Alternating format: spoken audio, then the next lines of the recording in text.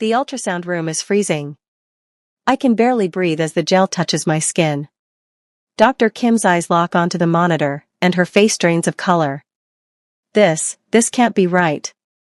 My heart stops. What? Is something wrong with the baby? She adjusts the wand, types something frantically. Babies. Plural. Twins. Relief floods through me until I see her expression. This isn't joy. It's shock. Ms. Adana, I need to run advanced DNA screenings. In rare cases of fraternal twins. She pauses, choosing words carefully. Have you been with more than one partner in a short window? The room spins. My throat closes. Because I know what she's about to tell me. I know because I've been living with two identical men who share one face but possess two completely different souls. 3 months earlier. Soul doesn't sleep, but it doesn't care about you either, especially when you're black, undocumented, and 3 months behind on rent. I'm Adana Okafor. 26. Nigerian. Invisible. Tonight I'm selling akara and chin-chin outside Gangnam Station, praying the police don't check permits. A Korean ajumma once told me I make the best fried food she's ever tasted. That compliment fed me for a week. How much? A man's voice cuts through the crowd, smooth, curious. I look up into the most beautiful face I've ever seen. Sharp jawline, dark eyes that actually see me, expensive suit that costs more than I've made all year. 3001, I stammer in broken Korean. He hands me 10,000, waves off change. You're talented. What's your dream? No one's asked me that in 2 years. I wanted to be a chef. Real kitchen. Not street corner. He smiles, warm, genuine. What if I could help with that? 3 days later, I'm standing outside a mansion in Hanam-dong that looks like it belongs in a magazine. The same man, Min-jun, he said his name was, opens the door personally. My private chef quit. I need someone immediately. Live-in position. Meals twice daily.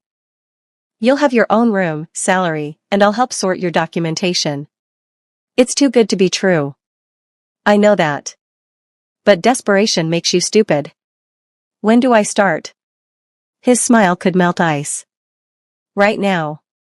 The compound is gorgeous and suffocating. High walls. Security cameras everywhere. Men in black suits patrol like shadows. Min-jun is perfect. Too perfect. He asks about my family in Lagos, remembers I'm allergic to shellfish, leaves Korean language books in my room with encouraging notes. When I cook jollof rice with egusi soup, he closes his eyes like he's tasting heaven. You'll have your own restaurant someday, he says one night on the rooftop garden. I promise. The city glitters below us. His hand brushes mine. Why are you so kind to me? I whisper. Because you remind me that beauty exists outside of this world I'm trapped in. I don't ask what world. I'm afraid of the answer. But something's wrong. Yesterday, Min-jun touched my shoulder gently, asked about my mother's health. I'd mentioned she was sick. Today, he snapped at me for using the wrong cutting board, didn't remember our rooftop conversation. His eyes were ice. Don't get familiar, he said coldly. You work for me. That's all. I wanted to cry. What changed? Then I notice, different cologne. Yesterday was warm amber. Today is sharp, cedar. I find 2 phones charging in his office. 2 sets of car keys. 2 watches, 1 gold, 1 silver. Late that night, unable to sleep, I peek through the study curtains. 2 figures in the garden. Identical silhouettes. Speaking rapidly in Korean. My blood turns to ice. There are 2 of them. I confront them the next morning. Both standing there, side by side, a glitch in the matrix. I know, I say, voice shaking. You're twins. The warm one, Min-jun, steps forward. Adana, let me explain. The cold one, Minho, cuts him off. Knowing changes everything. You understand that, right? You can't leave now. We share one identity, Minjun says gently. For protection. Our enemies think there's only one of us. It keeps us alive. And you, Minho's eyes pin me in place, are now part of that secret. Which means you belong to us. Both of us. The walls close in. Minjun touches my arm softly. I'll protect you. I promise. Minho's jaw tightens. We both will. Whether you want it or not. Two identical faces. Two completely different souls. And I'm trapped between them. I thought I knew loneliness. I thought I understood danger. But nothing prepared me for falling into the space between two identical men, one who offers hope, one who promises protection. One who dreams of freedom, one who's built a fortress. I don't know it yet, but I'm about to become the one thing they'll both kill for, and die for. Because in 3 months, I'll be carrying something impossible. Something that will shatter everything. Living with them is psychological warfare. Minjun has me cook breakfast at 7 a.m. Soft scrambled eggs, fresh fruit, gentle conversation. He teaches me Korean vocabulary, corrects my pronunciation with patience. Sarangi means I love you, he says one morning, eyes holding mine a second too long. Minho requires dinner at 9 p.m., rare steak, bourbon, silence. He watches me like a predator studying prey. But twice now, I found medicine on my dresser when I had a headache. Once, a heated blanket appeared when I mentioned being cold. He never mentions it. I learn their story in fragments. They're Mafia royalty. Their father betrayed them to a rival gang, used Minjun as bait, expected Minho to watch him die.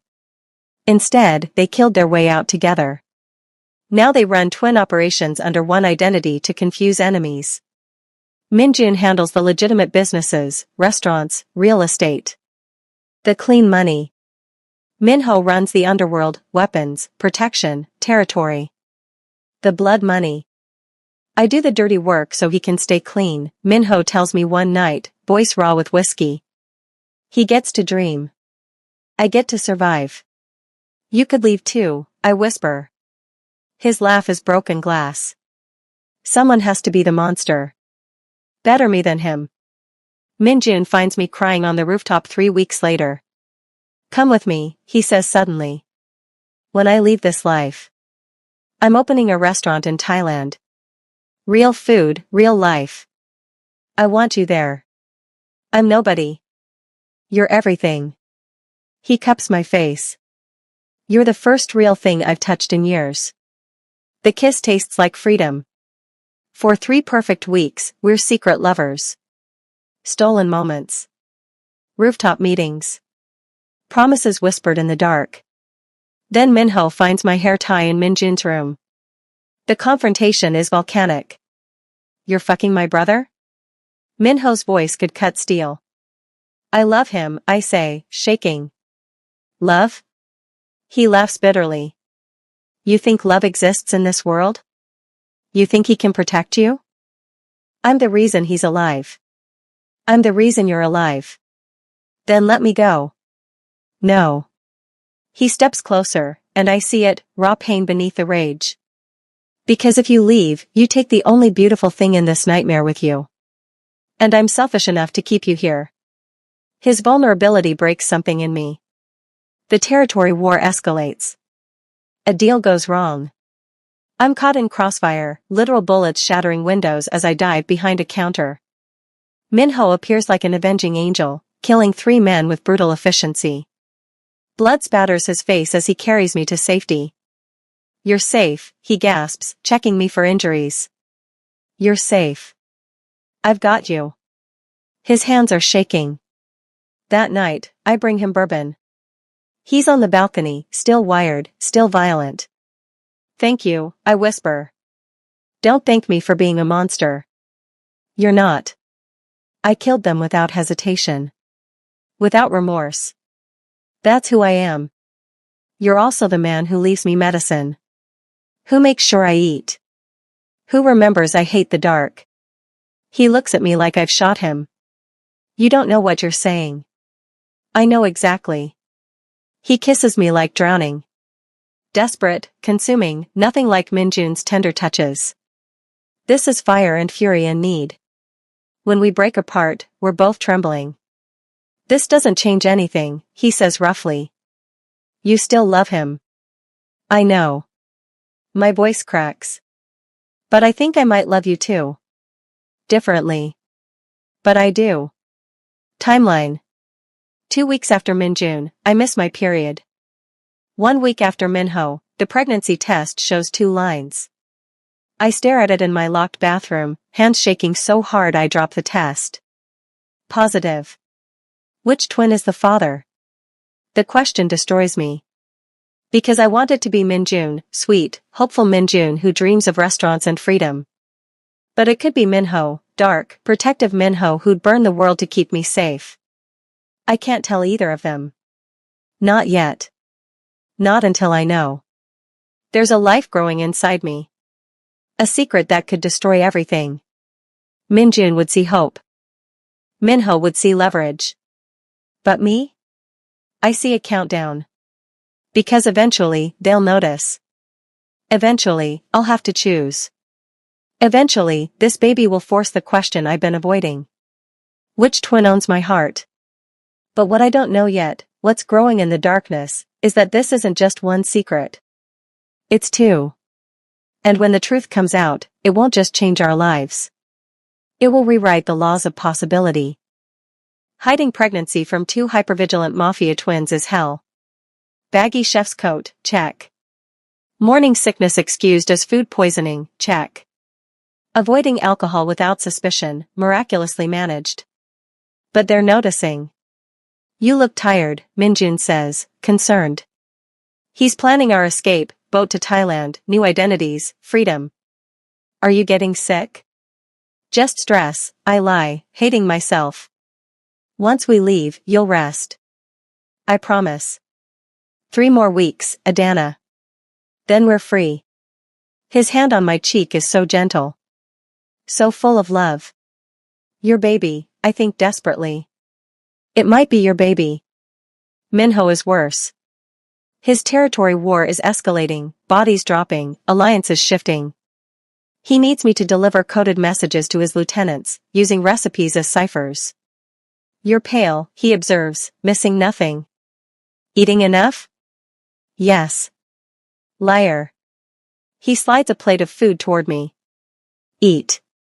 Now. I force down the food while he watches, something almost soft in his brutal features. I'm adding security to your wing, he says. Things are getting dangerous. I can handle.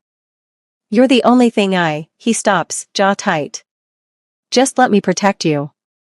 Your baby, my heart whispers. It might be your baby. The violence finds me anyway. A rival gang breaches the compound. I'm trapped in the kitchen when gunfire erupts. Minho appears, blood-soaked, pulling me through chaos. I see him execute a man point blank to save me. I see the monster he warned me about. And I'm terrified. But also, safe. That night, I vomit violently. Not from morning sickness, from trauma. Minho holds my hair back, and when I'm done, he carries me to bed like I'm made of glass. I'm sorry you saw that, he whispers. I'm sorry you have to live in my world. I chose this, I say weakly. No. I trapped you here. There's a difference. In that moment, I love him so much it hurts. Minjun finds the prenatal vitamins in my bathroom. He's standing in my doorway when I return from the kitchen, bottle in hand, face absolutely radiant. Adana. His voice breaks. Are you? I nod, tears streaming. He crosses the room in 3 strides, falling to his knees, pressing his forehead to my still flat stomach. We made a life, he breathes. We made something beautiful in all this darkness. Minjun. We leave tonight. Right now. I'm getting you and our baby somewhere safe. I'm getting you both out. He's packing bags before I can speak. Before I can tell him the truth I'm not even sure of. We're halfway to the garage when I collapse. The stress. The fear. The lies. My legs just give out. Minho finds us. Sees the bags. Sees Minjun cradling me. Sees my tears. What the hell is happening? She's pregnant, Minjun says fiercely. And we're leaving. Don't try to stop us. Minho's eyes find mine. Pregnant? I nod, shaking. How far? 8 weeks, I whisper. I watch him calculate. Watch realization dawn. 8 weeks, he repeats slowly. That timeline. Don't, I beg. Please don't. But he's already searched my room. Found the pregnancy test. Found the calendar where I mark dates. When he returns, his face is stone. It could be mine. Minjun freezes. What? She was with both of us. 8 weeks ago. We were both, Minho's voice is razors. Tell him, Adana. Tell him the truth. The confession destroys them. Minjun, you slept with him? While we were together? Minho, you think you're so pure?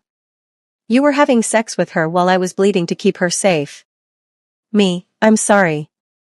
I'm so sorry. I love you both. I didn't mean to.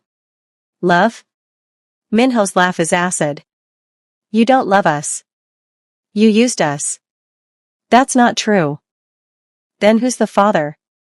Minjun demands, anguish in every word. Who do you want it to be? I can't answer. Because I don't know. The ultrasound room. Both twins present. Silent. Shattered. Dr. Kim moves the wand slowly. Frowns. Calls for her colleague. 2 heartbeats, she says carefully. Twins? I gasp. Yes. Fraternal. She's typing rapidly on her computer. I'm ordering advanced DNA screening. In rare cases. She explains superfecundation. 2 eggs. 2 fertilizations. Same cycle. Different fathers. Nearly impossible. But possible. 3 days later, we're back in her office. She slides the results across the desk. Congratulations, she says quietly.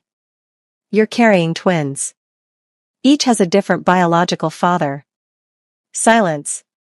Then Minjun's broken whisper, both of us? Both of you, Dr. Kim confirms. Minho's hand finds mine, trembling. This changes everything. I'm carrying pieces of both of them. Both their children. Both their souls. And now I have to choose. Twins. 2 different fathers. The science is real, look up superfecundation. Now she has to choose, Minjun, hope, or Minho, power? Who would you choose? Comment below. 3 months pregnant. Belly swelling with lives. 2 babies. 2 fathers sitting on opposite sides of my hospital bed. The DNA results confirmed it, baby boy is Minjun's. Baby girl is Minho's. A boy and a girl. 1 from each of them. We protect her. Together, Minjun said the day we found out. Agreed, Minho replied. And just like that, the war paused. Living with both of them is surreal. Minjun cooks for me now, role reversal. He reads parenting books obsessively, talks to my belly every morning.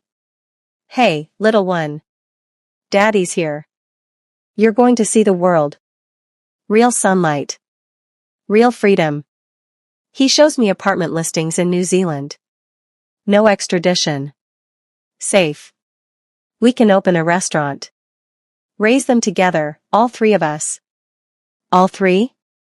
I ask carefully. He's their father too, Minjun says quietly. I'm not cruel enough to separate them. Or you from him. Minho is different. Softer. He touches my belly like it might shatter. Brings me prenatal vitamins like clockwork. Has his men guard the compound 24/7. I'm building something for them, he tells me one night, showing me bank accounts, property deeds, investments. They'll never struggle. Never be powerless. Never be afraid. Minho, money can't. I know. His hand covers mine on my stomach. But it's all I know how to give. Protection. Power. A legacy. He's crying. I've never seen him cry. I can't give him what he can, he whispers. Normalcy.